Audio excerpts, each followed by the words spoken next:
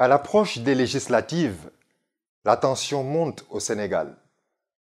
Les manifestations contre la décision de rejeter la liste de Yewwi Askan Wi des législatives a complètement dégénéré vendredi passé.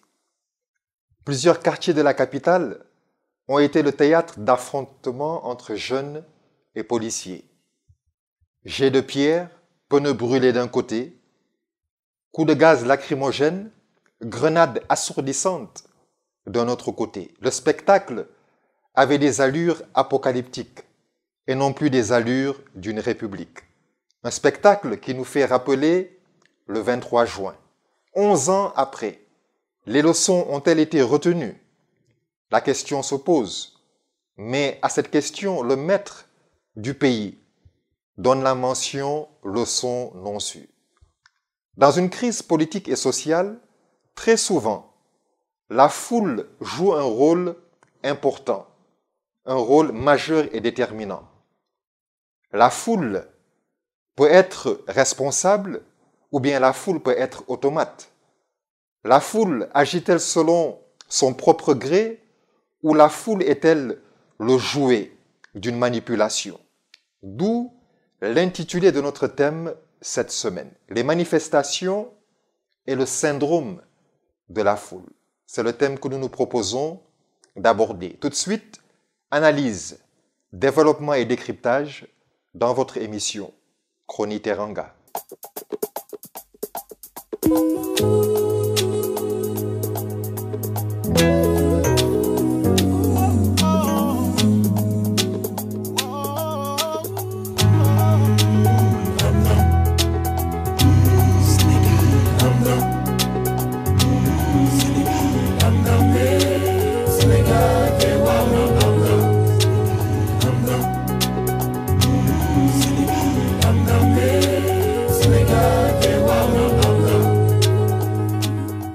On l'avait annoncé comme le vendredi de tous les dangers. Et le moins que l'on puisse dire, c'est qu'il a tenu toutes ses promesses. En effet, des heurts et des rassemblements ont éclaté de manière éparse dans la capitale. D'abord, très tôt le vendredi matin, à cité Keur Gorgui, près du domicile d'Ousmane Sonko, un important dispositif de sécurité a été déployé.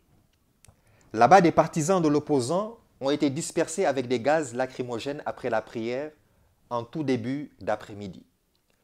L'opposant, lui, était bloqué à son domicile, encerclé par les forces de sécurité. Des échauffourées se sont également produites aux abords de la place de la Nation, où le rassemblement de l'opposition était annoncé à partir de 15 heures. Pneus brûlés, poubelles incendiées, puis là encore des tirs de gaz lacrymogène. Une épaisse fumée noire s'est déclarée autour de la place de l'Obélisque. Il y a eu ensuite des va-et-vient entre les forces de l'ordre et des groupes de manifestants, parfois munis de masques et de vinaigre pour se protéger les yeux. Amadou Samba Gueye, âgé de 27 ans, s'est déplacé car il craint surtout une éventuelle troisième candidature du président Macky Sall en 2024. Il dit, je cite, « Nous, on ne veut pas d'un troisième mandat, mais c'est leur intention. Pourquoi ils ne nous laissent pas manifester? C'est notre droit. C'est hyper injuste. » Fin de citation. Des femmes, elles, sont venues pour défendre le pouvoir d'achat en s'écriant « On est fatigué, tout est cher dans ce pays », disent-elles en écho dans le micro. À quelques mètres du face-à-face, Mohamed, un jeune mécanicien, lui, est impassible. Il ne comprend pas cette montée de tension et veut simplement pouvoir travailler. Rappelons également que 4 figures emblématiques de la coalition d'opposition Yewwi Askan Wi ont été interpellées lors de cette journée. La manifestation a connu, elle, des prolongations le mercredi 22 juin avec un concert de casseroles et de klaxons dans tout Dakar. L'appel avait été lancé par le président du PASTEF, Ousmane Sonko, et il a été en effet entendu. En méditant sur cette circonstance, il me vient à l'esprit par le Saint-Esprit, dans le journal de Dieu, 2 épisodes de manifestations de nature différente. Dans le premier épisode, le Seigneur Jésus entre à Jérusalem. Lors de son entrée, il fut acclamé par une foule en liesse. en extase, avec une joie débordante. L'Écriture, le journal de Dieu, dit que beaucoup de gens étendirent leurs vêtements sur le chemin et d'autres des branches qu'ils coupèrent dans les champs. Ceux qui précédaient et ceux qui suivaient son excellence, Jésus criait « Hosanna ! Béni soit celui qui vient au nom du Seigneur. Béni soit le règne de David son père. Hosanna dans les lieux très hauts. » Marc chapitre 11, versets 8 à 10.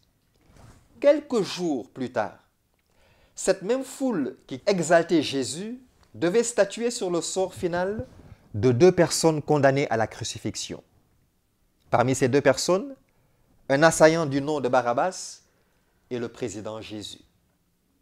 Le journal de Dieu nous informe, je cite, « À chaque fête de la Pâque, Pilate relâchait un prisonnier, celui que le peuple réclamait. Or, à ce moment-là, il y avait sous les verrous le nommé Barabbas avec les agitateurs qui avaient commis un meurtre au cours d'une émeute. La foule monta donc au prétoire et se mit à réclamer la faveur que le gouverneur lui accordait d'habitude. Pilate répondit, « Voulez-vous que je vous relâche le roi des Juifs ?»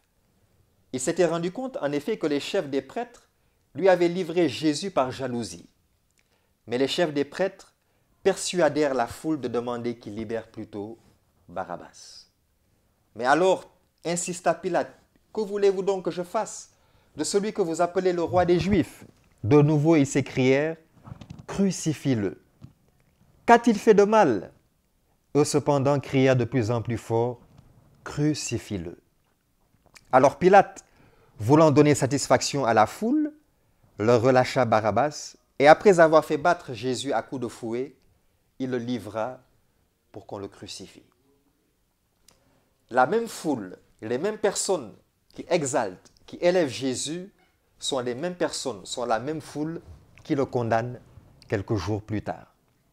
Il est important de comprendre dans une foule le mouvement de la foule, le phénomène de la foule, la psychologie de la foule. Parce que dans une manifestation, un mouvement de foule est souvent caractérisé par l'impulsivité, l'irritabilité, l'incapacité de raisonner, l'absence de jugement et d'esprit de critique, l'exagération des sentiments.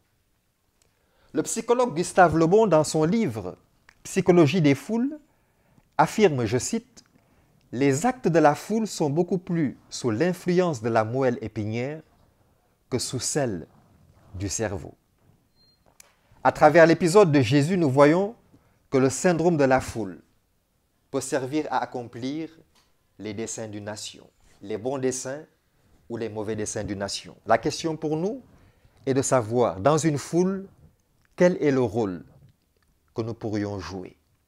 N'oublions pas, Dieu est le premier journaliste de l'histoire.